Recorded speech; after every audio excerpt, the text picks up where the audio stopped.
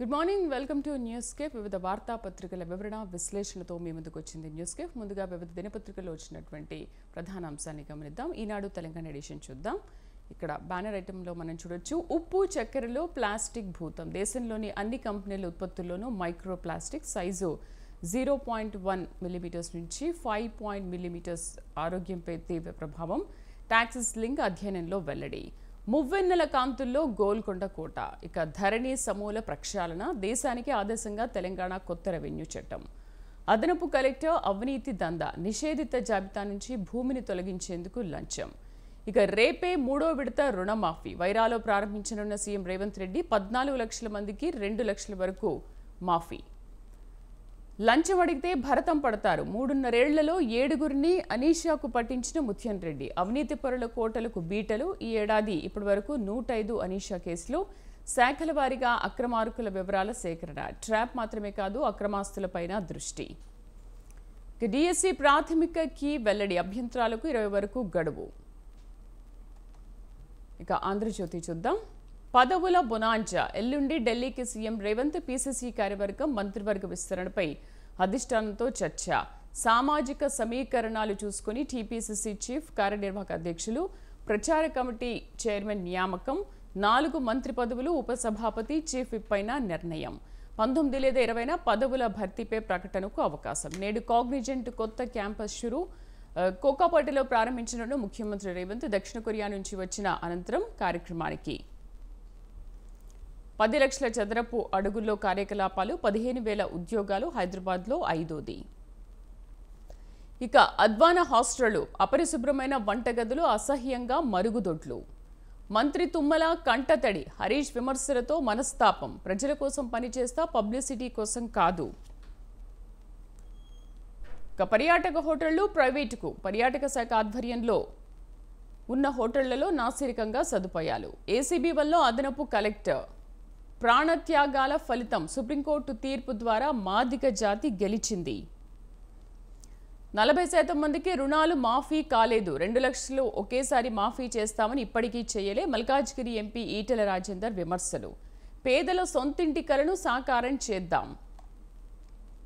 నమస్తే తెలంగాణ చూద్దాం. అసిస్టెంట్కు ఎరా చిక్కిన సొర. ఏసీబీ వల్ల రంగారెడ్డి అదనపు కలెక్టర్ భూపాల్ రెడ్డి. పెట్టుబడి కట్టు కథ. ఊరు పేరు లేని కంపెనీలతో రేవంత్ టీం ఒప్పందాలు. స్వచ్ఛ బయో, వాల్ష్కర్రా ప్రకటనలతో దుమారం. ఇదివరకు వచ్చిన సంస్థలతో విస్తరణ పేరిట మళ్లీ డీల్స్.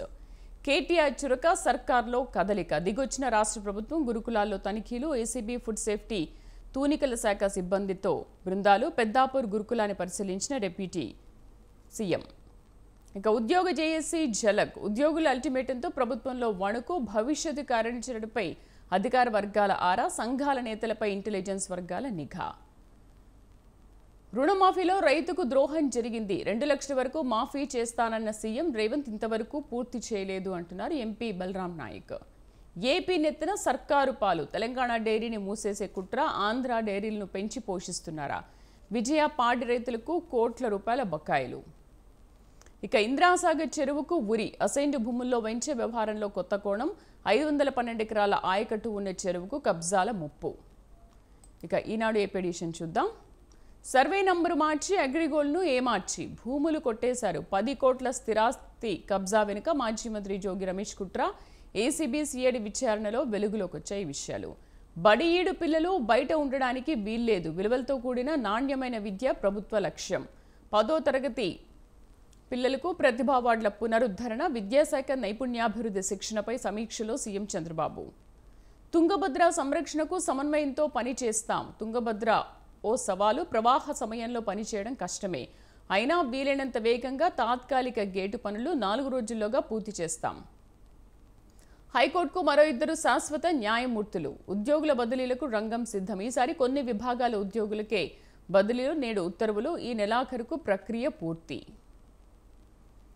ఆంధ్రజ్యోతి ఏపీ ఎడిషన్ చూద్దాం.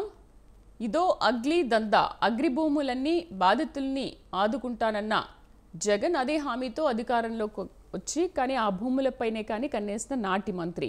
పక్కాగా కాజేసేందుకు జోగి ఫ్యామిలీ ప్లాన్. సిఐడి అటాచ్మెంట్లో ఆ భూములు. మళ్లీ చంద్రన్న కానుకలు. పేదలకు సంక్రాంతి, క్రిస్మస్, రంజాన్ తోఫాలకు సన్నాహాలు. జోగి గుట్టు రట్టు అగ్రిదందాలో జోగి తనయుడి అరెస్ట్. సాధారణ బదిలీలకు గ్రీన్ సిగ్నల్, ప్రజలతో సంబంధం ఉండే శాఖలకు అనుమతి. ఇక వృధాకు స్టాప్ లాగ్. 1625 అడుగుల వద్దే తాత్కాలిక గేటు ఏర్పాటుకు సన్నద్ధం. తుంగభద్ర డ్యాం ఇంజనీర్ల ప్రత్యేక ప్రయత్నం. సెబీ చీఫ్ అదానీపై 22న దేశవ్యాప్త ఉద్యమం.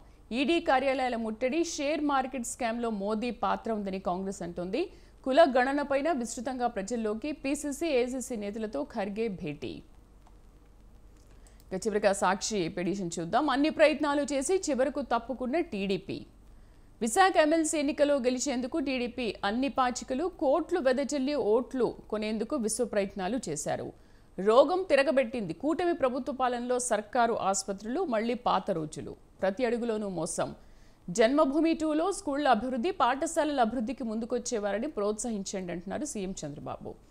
ఇది వివిధ దినపత్రికల్లో వచ్చినటువంటి ప్రధాన అంశాలు. ఈ అంశాలపైన మనం డిస్కస్ చేద్దాం ఒక చిన్న బ్రేక్ తర్వాత. Stay with us.